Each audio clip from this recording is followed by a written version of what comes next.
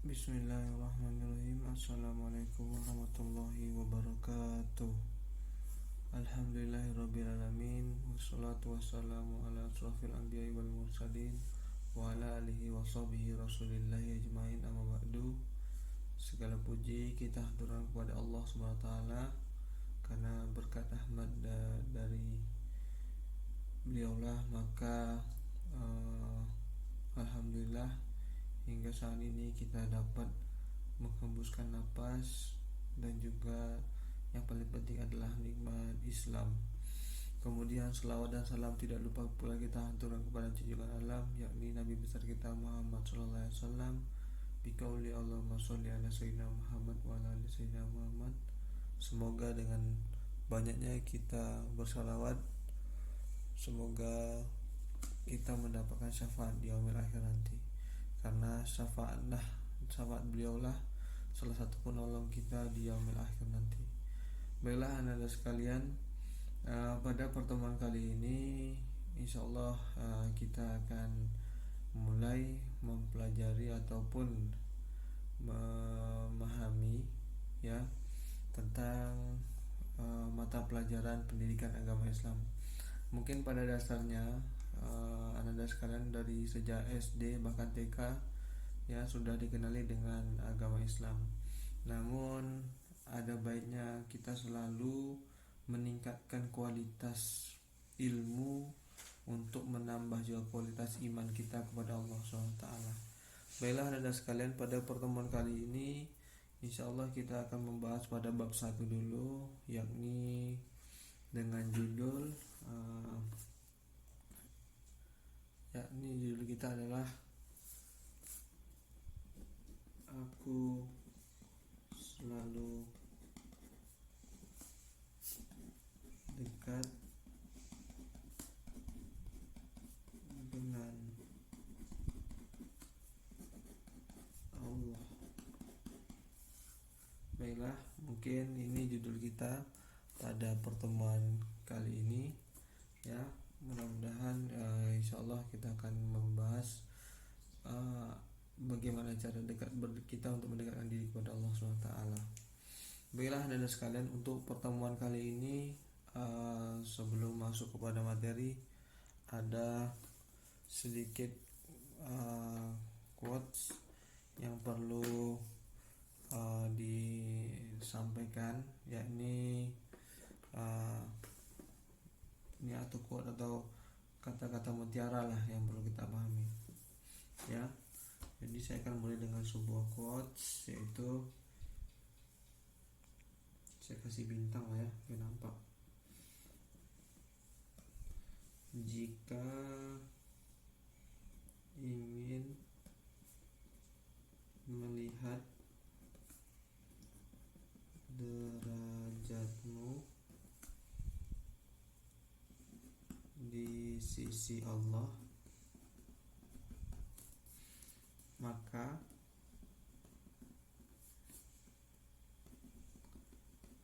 perhatikan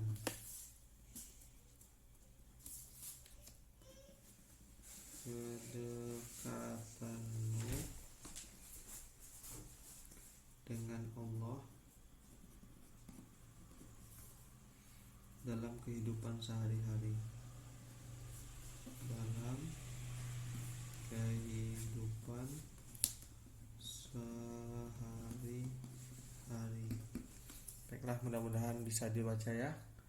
Nah, jadi quote inilah yang saya awali pada pertemuan kali ini.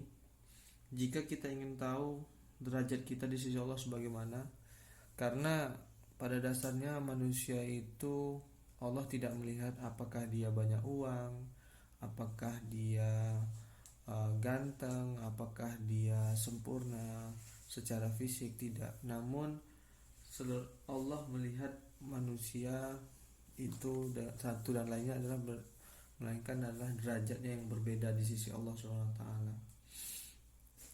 Oleh karena itu, jika ingin kita melihat derajat kita di sisi Allah bagaimana, maka coba kita perhatikan dulu kedekatan kita kepada Allah SWT dalam kehidupan sehari-hari.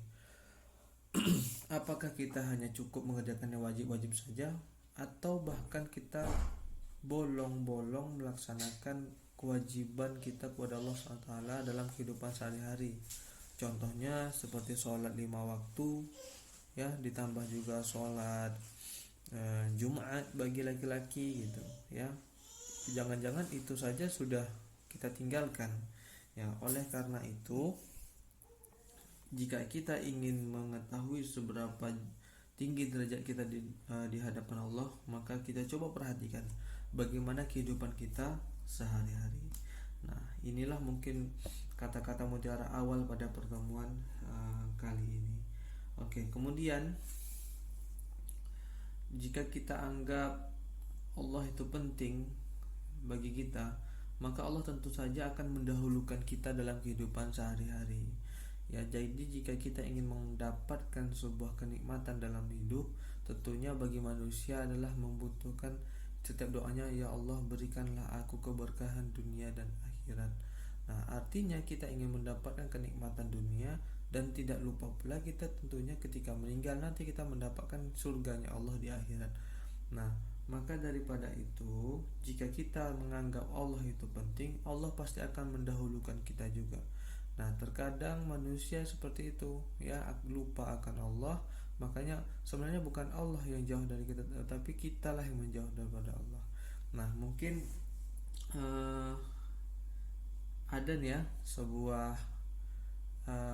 cerita inspiratif, ya, mungkin singkat saja ya.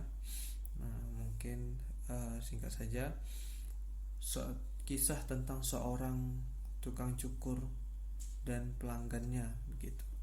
Ada obrolan di tempat tukang cukur, mengatakan gini. Jadi anggaplah si yang mau dicukur ini namanya si Abbas gitu ya, dan bapak tukang cukurnya namanya Pak Toyib. Nah, begitu.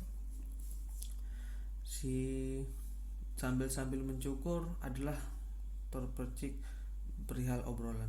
Nah, kata Pak Toyib sang tukang cukur ini, Pak Abbas, saya rasa Tuhan itu tidak ada. Nah, Pak Abbas pun kaget kan, loh kok begitu Pak Toyib? Ya, soalnya kalau Tuhan ada, lihatlah tuh orang di depan barbershop saya itu, ya. Dia katakan, masa ada orang situ ngemis-ngemis, masa ada orang situ yang tak bisa makan. Kalau Tuhan ada, pasti akan diberikan itu rezeki makannya. Kata dipikir-pikir, langsung Pak Abbas selaku pelanggan pun berpikir, terdiam begitu, kok berani bapak tukang cukur nih ngomong seperti itu tadi, Pak Toyib itu tadi ya ngomong seperti itu. Dan dia pikir, wah tak betul ini. Nah, tapi masih belum ada alasan untuk Pak Abbas ini untuk menyangkal perkataan Pak Toyib tadi selaku tukang cukur tadi. Nah, setelah cukur selesai, rambutnya rapi, kemudian Pak Abbas mau membayar. Kemudian Pak Abbas sambil berpikir-pikir sambil berjalan keluar ke arah keluar dari tempat cukur rambut. Kemudian seketika ia melihat di depan barbershop tadi ada seorang gondrong yang rambutnya panjang, ya. Kemudian baru dia terlintas di pikirannya, oh ini jawabannya. Dan kemudian Pak Abbas dia kembali ke tempat cukurnya Pak Tohib tadi. Pak Tohib, saya rasa tukang cukur di dunia ini tidak ada Pak Tohib. Loh, Pak Tohib langsung menyangkal dong. Loh, ya buktinya ada Pak Abbas. Setelah saya kan baru saja motong rambut Pak Abbas barusan. Lah, saya rasa tidak ada Pak, kata Pak Abbas tadi. Kalau ada tukang cukur, di depan barbershop Bapak tuh ada seseorang itu Pak, Bapak lihat. Nah, dilihat Pak Tohib juga, rambutnya panjang, jenggotnya panjang, kumisnya panjang, dia nggak cukur rambut. Berarti saya rasa nggak ada tukang cukur di muka bumi. Oh tidak begitu dong Pak Abbas, kata Pak Toyib. Dia menyangkal pula kan, itu karena dia saja tidak datang kepada saya mencukur rambut. Contohnya nih seperti Pak Abbas kan merasa panjang rambutnya, kemudian Pak Abbas datang dong kepada saya. Dan kemudian Pak Abbas minta cukur, makanya dia saja yang tidak mau datang. Nah, sambil tersenyum nih Pak Abbas nih ke Pak Toyib sambil tersenyum. Nah, Pak Toyib, Tuhan itu ada, cuman manusianya yang nggak datang kepada Tuhannya, makanya dia dia itu merasa tidak ada Tuhan. Nah, dari kisah singkat tadi ya, dapat kita simpulkan bahwasanya Allah itu akan dekat kepada kita jika kita dekat dengan Dia. Nah, kita yang datang kepada Allah, bukan bukan Allah yang datang kepada, namun kita dulu yang datang kepada Allah, maka Allah akan layani apapun kemauan kita. Makanya daripada itu, marilah kita sama-sama untuk dari cerita ini sama-sama untuk mendekatkan diri kepada Allah. Semoga Allah juga menyayangi kita dan mencintai kita dunia dan akhirat. Ya. Nah, jadi intinya adalah dekatkan diri, ya, dekatkan diri kita kepada Allah,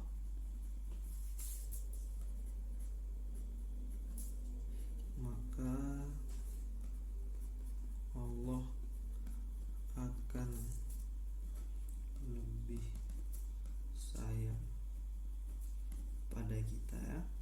Nah, ini poin selanjutnya. Oke. Nah, kemudian untuk mendekatkan diri kepada Allah ini perlu kita pahami bahwasanya manusia itu sudah Allah ciptakan dengan sesempurna mungkin. Perbedaan manusia dengan makhluk-makhluk Allah lain adalah satu, ya. Apabila kita samakan, ayam sama-sama memiliki otak layaknya seperti manusia juga ada otak. Begitu juga ikan, begitu juga dengan makhluk-makhluk lain Allah berikan dia otak. Tapi ada satu hal yang tidak Allah berikan kepada makhluk-makhluk lain, hanya manusia Allah berikan. Makanya manusia dikatakan makhluk yang sempurna, yaitu akal. Nah, Allah sudah memberikan akal dan hati yang jernih, dan hati yang baik pada setiap manusia. Nah, kenapa disebutkan pertama adalah akal?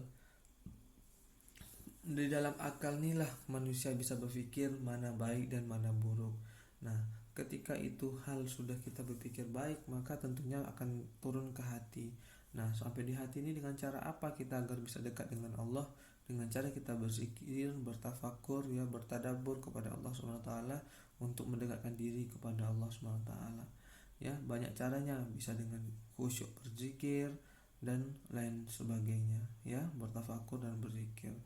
Nah, jadi poin selanjutnya adalah manusia itu pada dasarnya, ya, memiliki hati, ya, akal dan hati, ya. Nah, oleh karena itu digunakan untuk apa? Digunakan untuk berzikir, untuk bertafakur, ya, dan lain sebagainya. Berzikir ini mengingat bukan mengingat apa-apa, tapi ingat Allah. Dengan cara apa? Berzikir subhanallah walhamdulillah wala ilaha illallah wallahu akbar. Sehabis sholat kita niatkan, kita azamkan selalu berzikir kepada Allah. Jangan sholatnya, bahkan setiap waktu kita zikir. Karena harapannya apa? Ketika ini sudah terbiasa dalam lisan kita, apapun waktunya, selalu kita ucapkan zikir dan selalu ingat pada Allah Subhanahu wa taala. Ya. Nah, itu poin ketiga. Kemudian banyak caranya untuk kita bisa mendekatkan diri kepada Allah. Pertama dengan cara berzikir dan bertafakur. Itu poin pertama. Nah, kedua, kadang-kadang ketika kita tidak mau berzikir, kita tidak mau bertafakur, kita tidak mau muhasabah diri, Allah akan datangkan contohnya dengan cara lain lagi. Jika tidak juga bisa, maka Allah ciptakanlah musibah, ya, musibah atau juga bencana, ya, bencana pada manusia, ya, agar apa? Agar bisa mendapatkan hikmah, ya. Musibah dan bencana ini, ya, gunanya untuk apa? Untuk kita agar mengambil sebuah hikmah dari kejadian musibah ataupun bencana. Nah, kita mungkin bisa lihat dalam belakangan yang lalu, kita melihat ada gempa bumi, ya, di daerah Pulau Jawa. kemudian tsunami ya, beberapa daerah, bahkan terakhir kemarin di Jakarta yang tidak, yang mungkin kita tahu lah ya, mungkin kalian tahu ya, kayak grup band Seventeen tuh ya, hampir seluruh personilnya meninggal, bahkan istri dari vokalisnya pun juga meninggal. Nah, jadi karena itu bahwasanya musibah ini sangat-sangat, inilah salah satu cara Allah jika kita tidak bisa mampu berzikir, kita tidak bisa bertafakur, maka Allah datangkan musibah dan bencana. Gunanya untuk apa? Allah sayang sama kita, agar apa, kita untuk mengambil hikmah dari musibah-musibah yang ada ini tadi. Nah, dengan cara apa? Contoh ya, contohnya nanti mungkin saya bisa upload juga dalam video ini. Nah, contoh bencana ketika ada longsor, tanpa sengaja lisan berkata Allahu Akbar, Allahu Akbar, la haula wala quwata illa billahil azim. Kan kadang-kadang seperti itu. Nah, mungkin dengan cara itu pula Allah menyayangi kita untuk yang kan, ayo mengingat aku dengan datangnya musibah. Mudah-mudahan seperti sekarang ini ya. Nah, apalagi sekarang kita lihat nih bencana Covid ya, bencana Covid seperti sekarang ini. Nah, ini kita ambil juga hikmahnya. Salah satu hikmahnya, barangkali kita yang lupa berzikir kepada Allah, kepada Allah, makanya dengan datangnya bencana ini yang makhluk tak kasat mata lah kita bilang ya, yang kecil betul mungkin bisa meresahkan ya seluruh kegiatan, bahkan bisa menghancurkan ekonomi dunia. Maka daripada itu, marilah kita bersama-sama mendekatkan diri kepada Allah SWT, dan kita berdoa kepada Allah semoga bencana Covid ini segera berlalu. Ya, contohnya juga nih dari Covid ini ya, sampai kita tidak bisa bertatap langsung, bahkan kita belajar pun melalui daring. Nah, oleh karena itu mudah-mudahan ini salah satu juga hikmah bagi kita, bahwasanya kita agar mendekatkan diri lagi kepada Allah Subhanahu wa taala. Oke, ini poin kedua. Nah, poin ketiga ya, salah satu cara lain juga untuk lebih dekat kepada Allah adalah dengan pengetahuan kita memahami Asmaul Husna. Nah, ini yang saya pikir kita semua, saya rasa dari dulu mungkin ya, dari apa yang masuk MDA mungkin ya, pasti kita sudah mengenal yang namanya Asmaul Husna. Dibilang hafal, mungkin banyak yang sudah hafal mungkin di sini ya, udah banyak hafal. Namun apakah sudah diaplikasikan? Nah, ini pertanyaan yang bisa dijawab oleh masing-masing individu kalian. Nah, kita mungkin review dulu ya Asmaul Husna. Jadi belajar pendidikan agama Islam ini bukan hanya sebatas kita untuk mendapat nilai saja, sebatas untuk mengejar KKM saja, tidak ya, bahkan lebih daripada itu ya. Apa yang lebih daripada itu? Yaitu bagaimana di akhirat nanti Allah akan mengakui kita bahwa kita ini adalah orang-orang yang mendekatkan diri betul-betul kepada Allah. Ya, yang kita harapkan adalah bukan nilai dari saya, bukan nilai dari guru-guru lain, namun yang paling penting kita harapkan pada pelajaran pendidikan agama Islam ini adalah pengakuan Allah nanti di yaumil akhir, kalau kita ini adalah betul-betul yang dekat dengan Allah Subhanahu wa taala, dan tentunya ganjaran yang Allah berikan adalah surganya Allah. Nah, pada poin yang ketiga ini, inilah yang insya Allah akan kita dalami pada pertemuan kali ini. Selain pada yang zikir tafakur maupun bencana, kita mengambil hikmahnya, kita pula memahami cara mendekatkan diri dengan cara memahami Asmaul Husna. Nah, apa itu Asmaul Husna ya? Asmaul Husna terdiri dari dua kata, yakni Asmaul dari bahasa Arab yang artinya adalah nama-nama. Ini adalah jamak ya, nama-nama. Husna ini pengertiannya adalah baik, atau istilahnya adalah indah. Nah, indah, nama-nama baik dan indah. Nah, inilah maksud dari Asmaul Husna. Ada berapa Asmaul Husna yang kita ketahui? Ada 99 Asmaul Husna yang kita pahami. Nah, Allah berfirman dalam surat At-Toha ya. Allah juga berfirman dalam surat At-Toha ya. boleh silakan mengambil Al-Qur'annya sambil dilihat ya, sambil melihat video ini sambil melihat Al-Quran masing-masing. Dan juga insyaallah saya kasih slide-nya juga nanti kalau sempat saya buat videonya ini ya. Bunyinya begini, At-Taha ayat 8,